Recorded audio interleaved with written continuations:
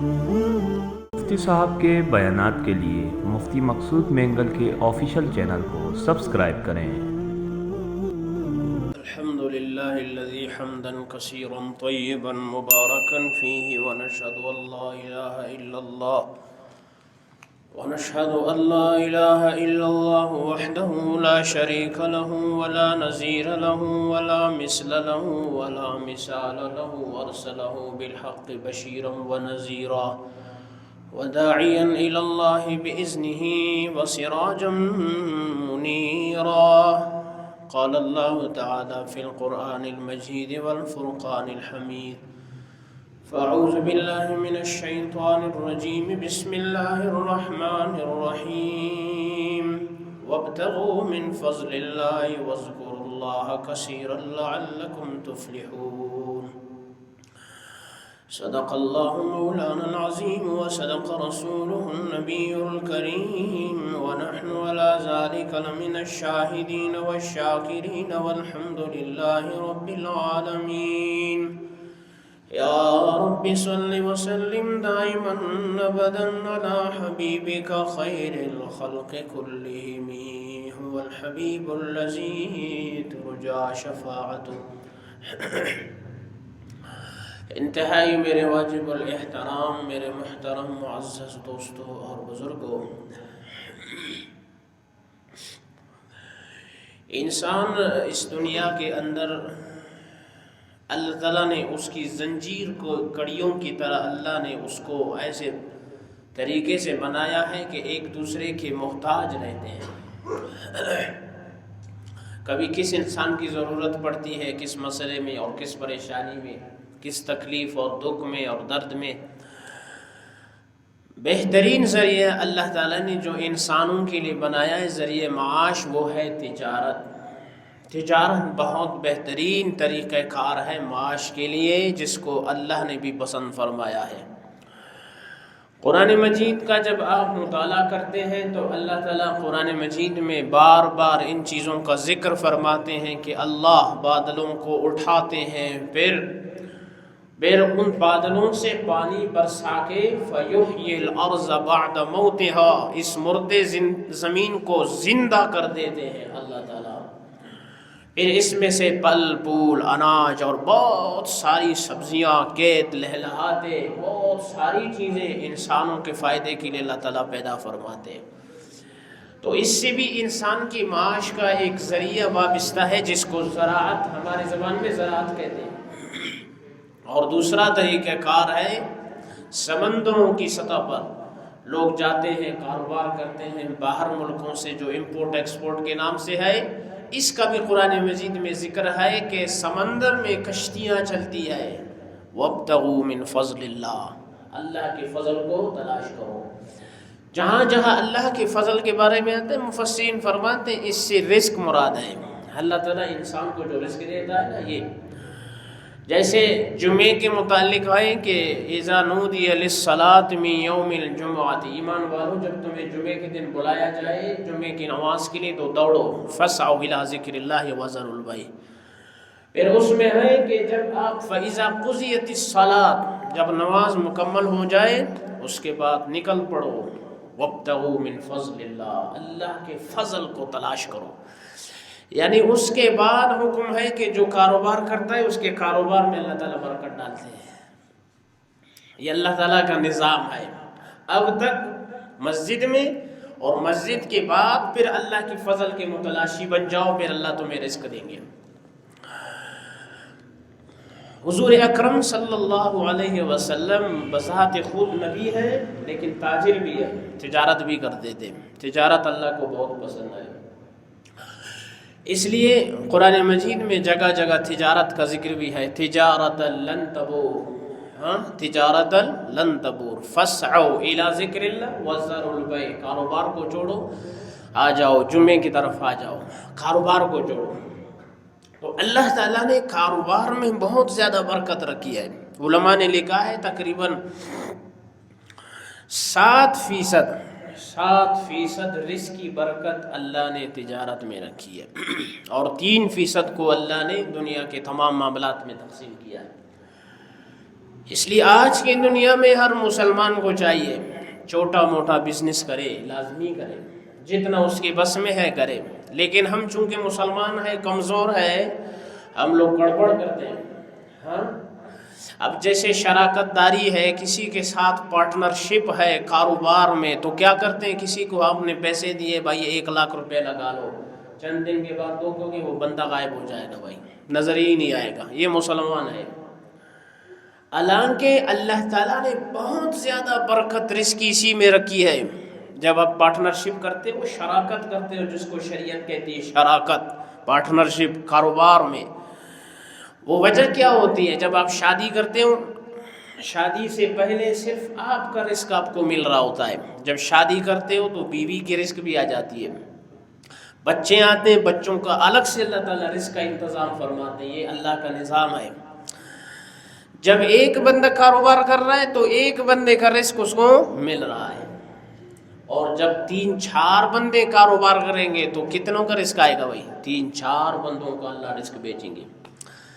یہ اللہ کا نظام ہے، اللہ کے خزانے ہیں۔ وَلِلَّهِ خَزَائِنُ السَّمَاوَاتِ وَالْأَرْضِ، جس کے پاس زمین و آسمان کے خزانے ہوں، یہ 3-4 بندے، یہ کیا ہے؟ اللہ کے سامنے کچھ بھی نہیں ہے۔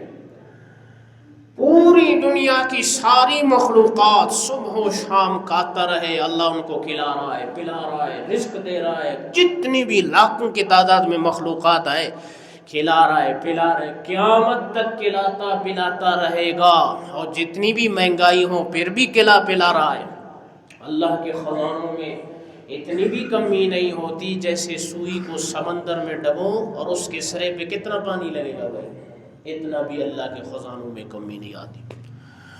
یہ کون ہے بھائی؟ اللہ، یہ اللہ ہے۔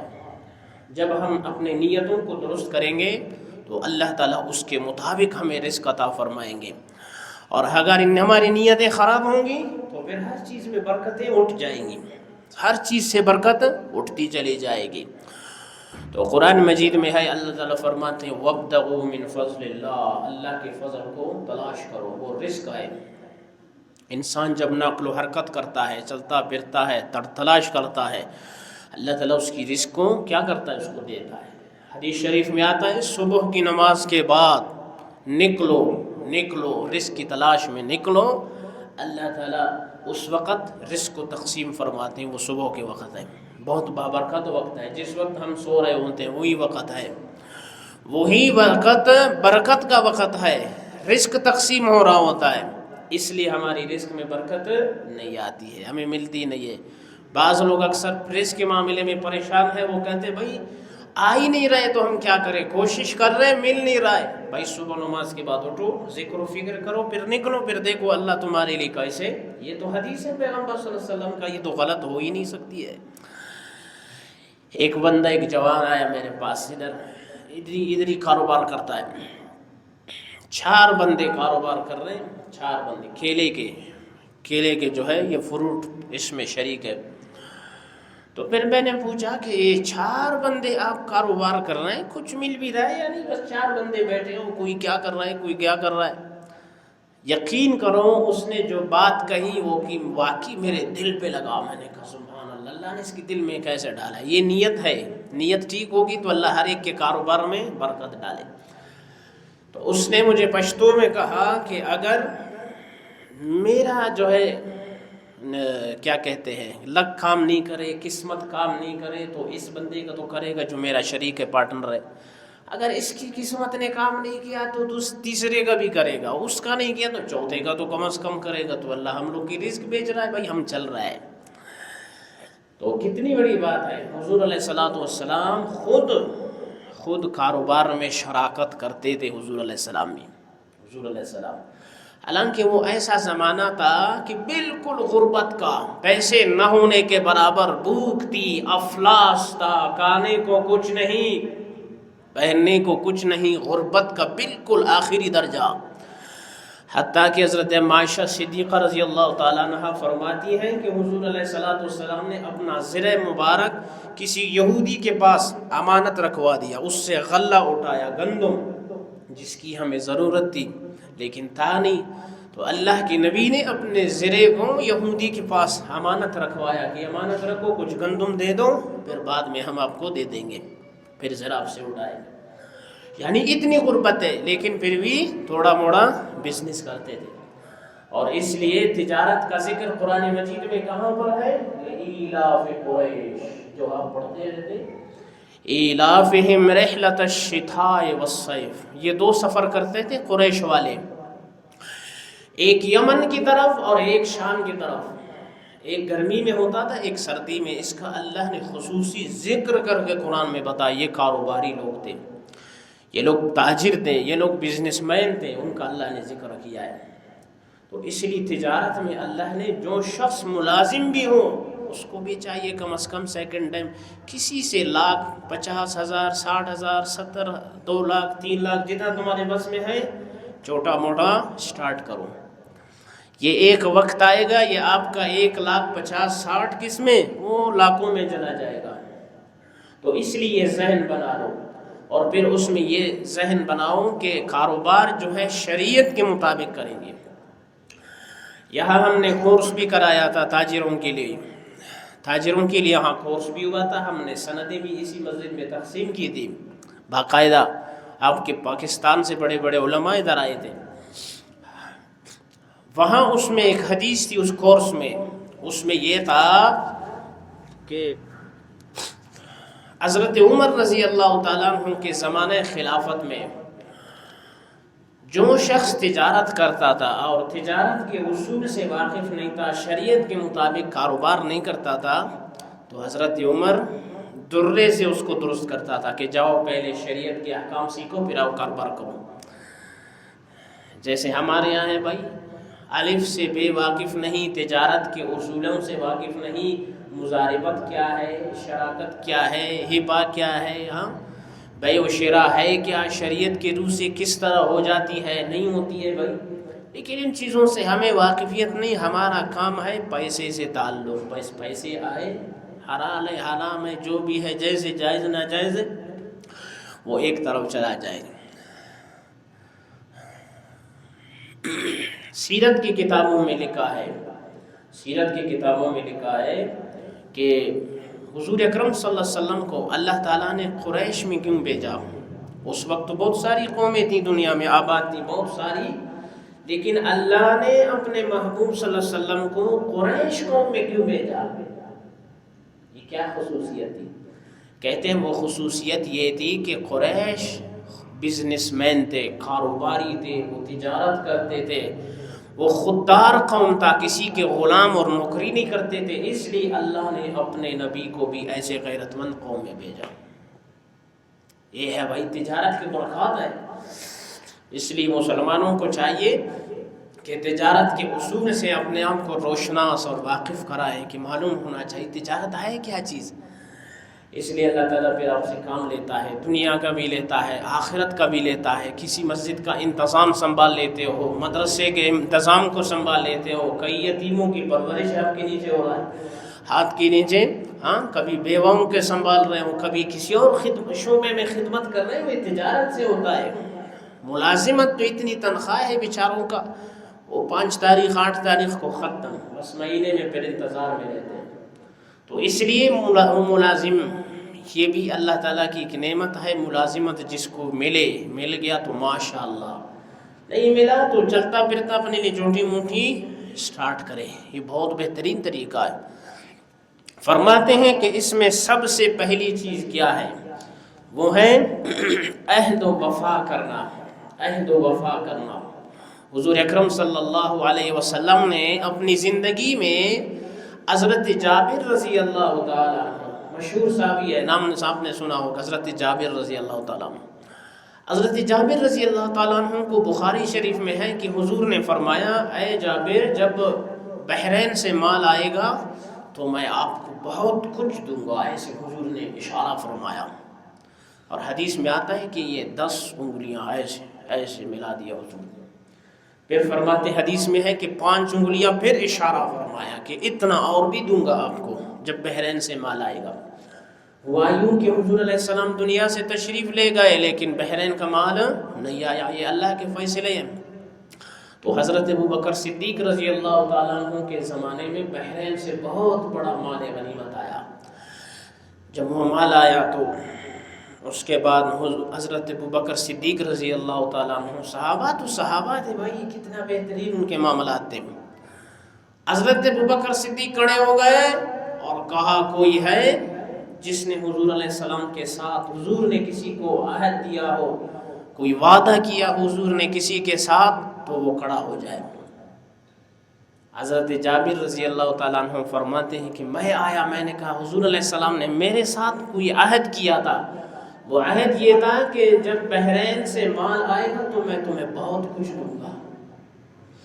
تو حضرت ابو بکر صدیق رضی اللہ تعالیٰ عنہ فرمایا بے غم رہوں، ابو بکر زندہ ہے، حضور کا جو وعدہ ہے وہ پورا کر کے سب کچھ دے دے گا۔ تو فرماتے ہیں کیا کچھ تھا؟ جو کچھ تھا، جتنا حضور نے وعدہ کیا تھا وہ سب کچھ کیا کیا بھائی؟ حضرت جابر کے حوالہ کیا، کیونکہ حضور نے تیرے ساتھ وہ عہد کیا ہے۔ ہم کسی کے ساتھ وعدہ کرتے ہیں تو کیا کہتے ہیں بھائی؟ یار تھوڑی قرآن و سنت میں لکھا ہے، وہ ایک بات تھی بس ختم ہو گیا، کیا تم بار بار میرے پیچھے لگے ہو؟ حالانکہ یہ قرآن و حدیث سے واقف ہے کہ اس میں قرآن و حدیث میں موجود ہے یہ چیزیں، یہ پیغمبر صلی اللہ علیہ وسلم کے واقعات ہیں اس میں۔ ہم لوگ کرتے ہیں بھائی، پھر کسی میں نہیں ہے، کہتے ہیں بھائی وہی بات ہے بس میں نے کہہ دی تم میرے پیچھے لگ گئے ہو، بھائی چھوڑو۔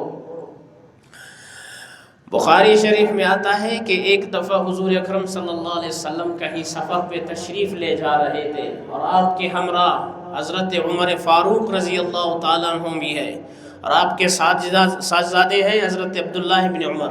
حضرت عبداللہ بن عمر رضی اللہ تعالیٰ عنہ بھی ساتھ ہے اسی سفر میں۔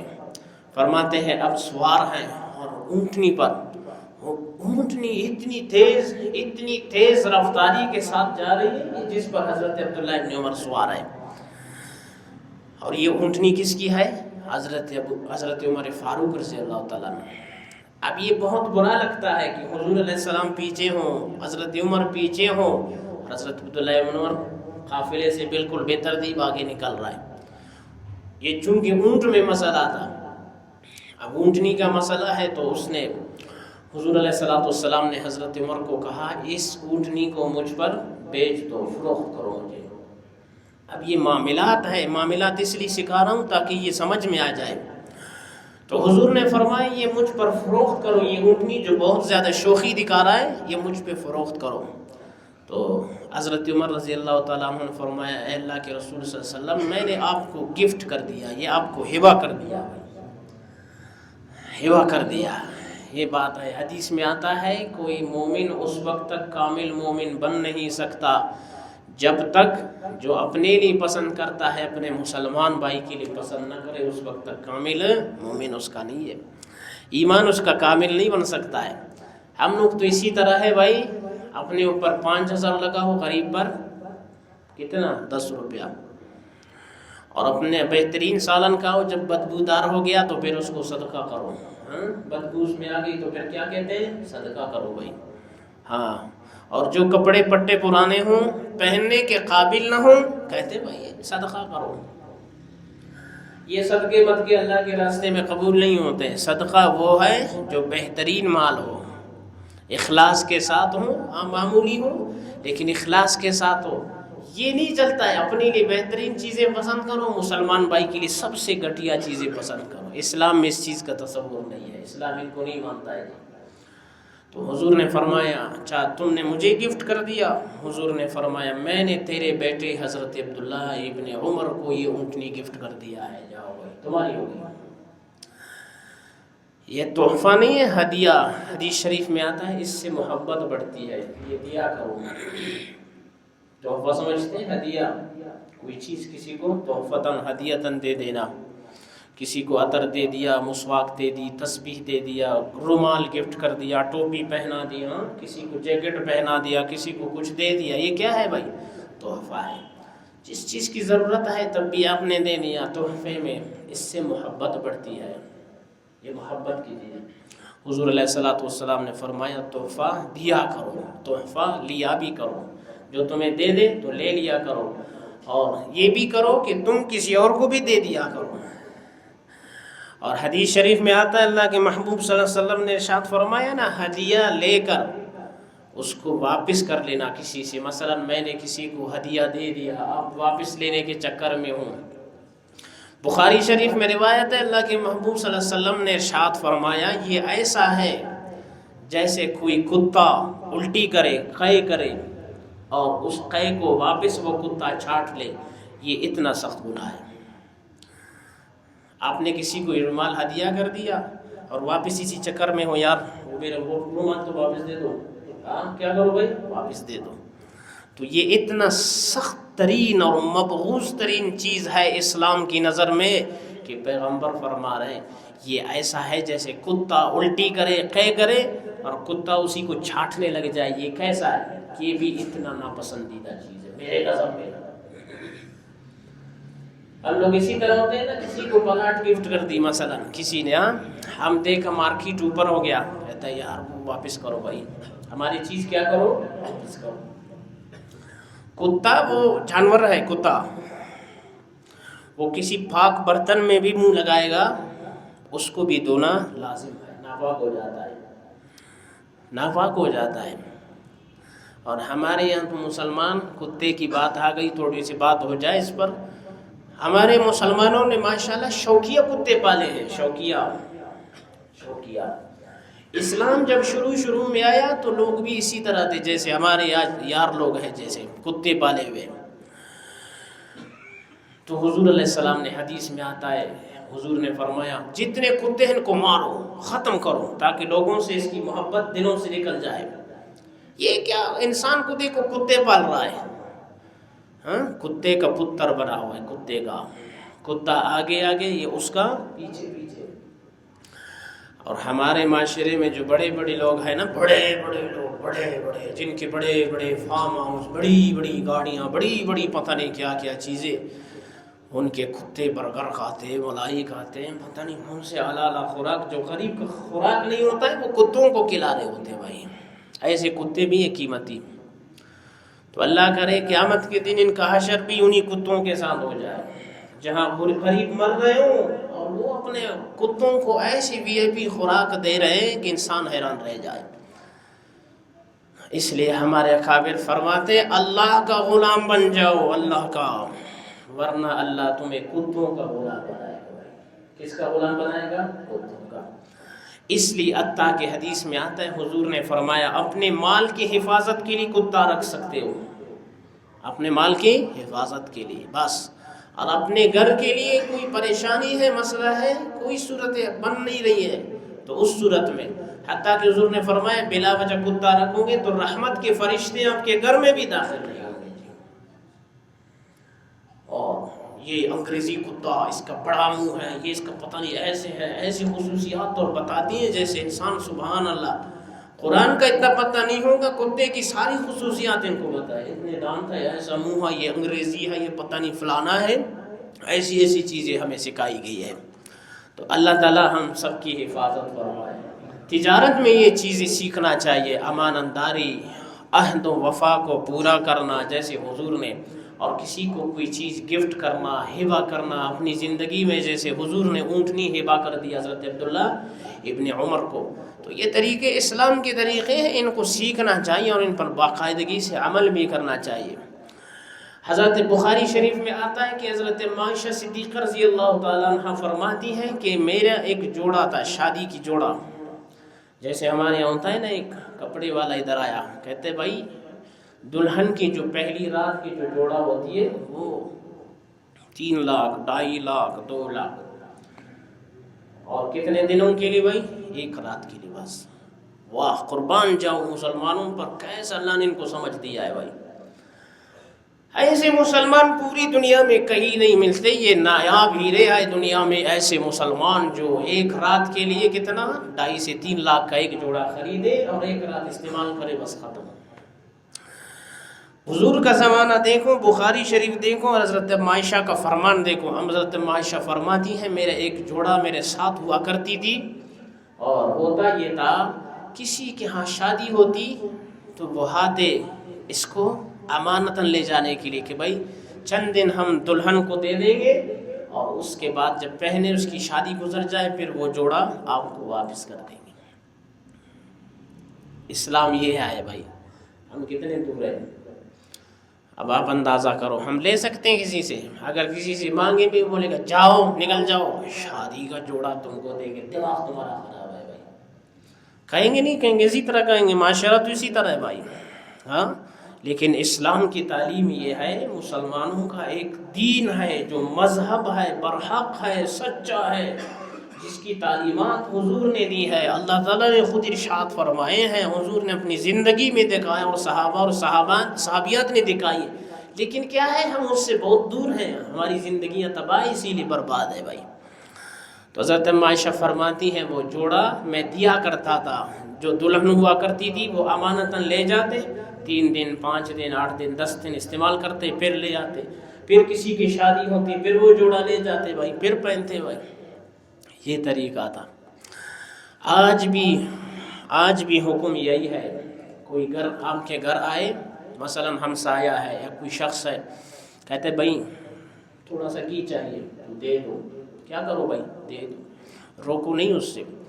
یہ اسلام کا پسندیدہ حکم ہے کہ کوئی اور چیز چاہیے جو چھوٹی چھوٹی قیمتیں جن کی کوئی حیثیت بھی نہیں ہے، بالکل بلا روک ٹوک وہ دے دیا کرو بھائی، لے لو بھائی، ہاں برتن لے لو، فلانا لے لو۔ ہمارے یار لوگ ہر چیز گن کے رکھتے ہیں، گن کے، اور فلانا پلیٹیں تو کم ہو گئی، فلانے تو یہ ہو گئی، فلانا تو یہ ہوا کی تو کم ہو گئی بھائی، اللہ کے خزانے ہیں بھائی۔ ہاں، ہمارے عملوں کے مطابق اگر ہوتا تو اللہ تعالیٰ ایک قطرہ بھی ہمیں نہیں دیتا، یقین کیجئے نا، ایک قطرہ۔ یہ تو اللہ تعالیٰ کی شان کریمی ہے، یہ اس کا فضل اور کرم ہے کہ کس کی طفیل، کس عمل کی طفیل یا کس بندے کی طفیل اللہ دے رہے، اللہ پاک عطا فرما رہے بھائی۔ ہمارے عملوں میں وہ جان نہیں کہ اللہ تعالیٰ ہمیں دے دے بھائی۔ تو اس لیے شریعت کا ایک حکم بزنس میں ہے شراکت میں اللہ نے برکت رکھی ہے، پارٹنرشپ، صحیح ہے نا، یہ کاروبار میں کیا کرو، حضور نے، صحابہ نے، سب نے کیا ہے۔ اور یہ ہے کہ نیت صاف رکھو، اس میں نیت کیا کرو بھائی، صاف رکھو، اور اس میں شریعت کے احکام کو مد نظر رکھو۔ مثلا 4 بندے شرکت کر رہے ہیں، کاروبار کر رہے ہیں، 8 لاکھ میں، 10 لاکھ میں، 20 لاکھ میں، جتنا بھی ہے، ان کا منافع، ان کے حصص، کوئی شریک اس سے پہلے مثلا کہتا ہے بیچ میں کہ بھائی مجھے میرے پیسے چاہیے، وہ کتنے عرصے میں دینی چاہیے، ہر چیز کا تعین لکھ پڑھ کے ساتھ، ایک معاہدے کے ساتھ ہونا چاہیے۔ آپ کا کوئی بھائی ہے، بہن ہے، رشتہ دار ہے، عزیز ہے، قریب ہے، مسلمان ہے، متقی ہے، پرہیزگار ہے، جو بھی ہے، فضا میں اڑ رہا ہے، اتنا تقویٰ والا ہے، لیکن قرآن کہتا ہے یا ایھا الذین آمنوا اذا تداینتم بدین الی اجل مسمی فاکتبوہ، ایمان والو جب تم کسی کے ساتھ کوئی معاملہ کرو تو لکھ لیا کرو بھائی، کیا کرو، لکھ لیا کرو۔ اور اسی آیت میں جا کر اللہ یہ فرماتے ہیں، اللہ تعالیٰ، کہ 2 گواہ بھی بنا لیا کرو، اس پر 2 گواہ بھی بنا لیا کرو۔ ہمارے یہاں کیا ہوتا ہے، پہلے کاروبار شروع کرتے ہیں، بس ٹھیک ہے یہ میرا دینی بھائی ہے بھائی، کیا ہے، دینی بھائی ہے، آپ مشہور دے، ڈھیر زبردست دے، فلانا دے، یہ ہے وہ ہے، ڈمکانا ہے، اتنا آسمان پہ چڑھایا۔ اب 1 مہینے کے بعد جب لڑائی شروع ہوتا ہے، پھر مولوی کا گریبان پکڑا ہوتا ہے، بھائی آؤ خدا کے لیے، کیا ہو گیا بھائی۔ اس لیے قرآن کہتا ہے، قرآن کی سب سے بڑی آیت اسی پر ہے، سب سے بڑی، نہ وہ جہاد پر ہے، نہ مسجدوں پر ہے، نہ تبلیغیوں پر ہے، نہ مولویوں پر ہے، کسی پر بھی نہیں ہے۔ سب سے بڑی آیت قرآن کا وہ مسلمانوں کے معاملات پر ہے، معاملات۔ ہم لوگ نماز ٹائٹ پڑھتے ہیں، نماز ماشاءاللہ جب ہم نیت کرتے ہیں تو سبحان اللہ ایسی عالی شان نیت ہوتی ہے، اور نماز پڑھتے ہیں، اور باہر نکل گئے بس پھر تو ایسے گزرتے جائیں گے، نہ حلال ہے نہ حرام ہے، جو کیا ہم نے سو کیا، کوئی پوچھے نہیں۔ تو اس لیے شراکت کیا کرو، نیتوں کو صاف رکھو، اللہ تعالیٰ اس میں برکت عطا فرماتے ہیں۔ کاروبار میں جب شرکت ہوتی ہے نا، 2 3 4 بندے ملتے ہیں، اللہ تعالیٰ ہر ایک کی نیت پر اس کو رزق دیتے ہیں، بھائی یہ 4 بندے ہیں تو 4 کا رزق آ رہا ہے، 3 ہے تو 3 کا آ رہا ہے، 2 ہے تو 2 ہے۔ ایک بندہ کہتا ہے یار صرف میں ہی کھاؤں تو اللہ اس کو اتنا کھلائے گا، 3-4 आएंगे तो उसके बच्चे भी आएंगे। जैसे हमारे दुकानदार हजरात हैं, ये इसलिए कहता हूँ ये मामलात हैं, इनको सीखना चाहिए कुरान और सुन्नत की रोशनी में। कुरान और सुन्नत की रोशनी में एक बंदा अपने दुकान में बैठा है, दुकान में काम कर रहा है, और वो कहता है यार चोटू रखूँगा तो चोटू का 10-15 हज़ार और भी लगेंगे। अब इसका सोच है ना बेचारे का, लेकिन भाई अगर चोटू रखोगे किसी गरीब के घर का चूल्हा जल जाएगा तो अल्लाह तुम्हें 15,000 के 30,000 से ज़्यादा देंगे। भाई तुम देखो तो सही, ये हम लोग के सोच बेचारे बिल्कुल तबाह है मुसलमानों के। तुम देखो तो सही, अल्लाह ताला तो वलिल्लाहि खज़ाइनुस समावाति वल अर्ज़, ज़मीन व आसमान के ख़जानों का मालिक है। तो चोटू रखोगे तो चोटू का अलग से रिस्क आएगा, तुम्हारा अलग से तुम्हें मिल रहा है। इसलिए मामलात सीखना है तो शरीयत से सीखो, नहीं सीखोगे तो फिर इसी तरह तबाहाल जैसे हैं इसी तरह तबाहाल है। और एक है मुजारिबत, शरीयत में क्या है मुजारिबत, एक शिरकत था एक मुजारिबत। मुजारिबत क्या है? मुजारिबत इसको कहते हैं मौलवी साहब के साथ पैसे पड़े हुए और मुझे कारोबार का ढंग नहीं है, भाई मैं मार्केटों में नहीं जाता हूँ, मैं मसरूफ़ रहता हूँ दर्स और तदरीस में। तो एक हाजी साहब है, वो कहते हैं भाई मैं तो मार्केटिंग करता हूँ, सब कुछ करता हूँ, मैंने उठा के पैसे इसको दिए, पैसे मेरे हो गए और मेहनत इसकी हो गई हाजी साहब ने। ये क्या है? मुजारिबत इसको कहते हैं। इसमें क्या होता है, इसकी शरीयत के अहकाम क्या है, ये भी करना चाहिए। लिख पढ़ करो, ठीक ठाक कारोबार करो। इसमें तरीका शरीयत का ये है कि जितना मुनाफा आए, जितना मुनाफा आए परसेंटेज के तनासुब से उसका हिस्सा आप तकसीम करेंगे। मसलन हाजी साहब कहता है भाई मेहनत भी मेरी है, ख्वारी ज़्यादा है, तो मैं ऐसे करता हूँ कि 45 या 50 या 65 या 60% मुनाफा का मैं उठाऊँगा और बाकी जितना परसेंट बचेंगे वो किसके होंगे भाई? आपके होंगे। बस ये बाहमी रजामंदी से आप लिख पढ़ करेंगे, बस इसी के मुताबिक आपका कारोबार होगा। इसको कहते हैं मुजारिबत। इसमें अल्लाह ताला ने बरकत रखी है। बाज़ लोग डरते हैं, डरो नहीं भाई, कभी कभी रगड़ा लगेगा लेकिन बहुत सारा कुछ अल्लाह ताला कभी कभी मुनाफा भी देता है इसमें, और इंसान को तजुर्बा भी होता है। लोग बेचारे डरते हैं, पैसे रखे हुए डर के मारे किधर दे भी नहीं सकते। कोई अच्छा बंदा हो उसके साथ लिख पढ़ करो, मुजारिबत करो, शिरकत करो, किसी और शोबे में बिजनेस जारी रखो, क्योंकि बिजनेस अल्लाह को पसंद है। किसको पसंद है? अल्लाह को। और हमारा नबी भी बिजनेसमैन कारोबारी था, ताजिर था। हज़रत खदीजा का माल उठा के गया था कि नहीं गया था? वही नबी है। और ईला फ़िहिम रहलत शिताए वस्सैफ फलयअबुदू रब्ब हाज़ल बैत, ये क्या है? ये कारोबार है। कारोबार का जिक्र की वजह से अल्लाह ने उनका तारीफ बयान की है। और तिजारत लन तबूर फसअू इला ज़िक्रिल्लाह वज़रुल बै, बै शिरा कारोबार। हज़रत अबू बकर सिद्दीक़ कौन थे? बड़े ताजिर थे कि नहीं थे भाई? इमाम अबू हनीफा रहमतुल्लाह अलैह भी बड़े ताजिर थे कि नहीं थे? कोई कपड़ों का कारोबार कर रहा है, कोई किस चीज़ का कर रहा है।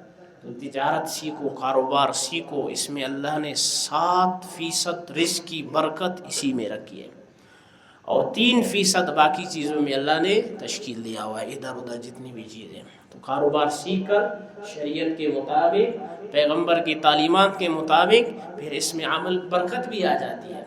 सही है ना? तो इंशाअल्लाह करेंगे इंशाअल्लाह। अल्लाह ताला सबकी रिज़्क़ों में बरकत अता फरमाए, तिजारत की तरफ अल्लाह ताला हम सबको मुतवज्जे फरमाए और मुश्किलात से, परेशानियों से, अल्लाह ताला आज़माइशों से हम सब की हिफाजत फरमाए। अक़ूलु क़ौली हाज़ा अस्तग़फ़िरुल्लाह ली व लकुम व लिसाइरिल मुस्लिमीन।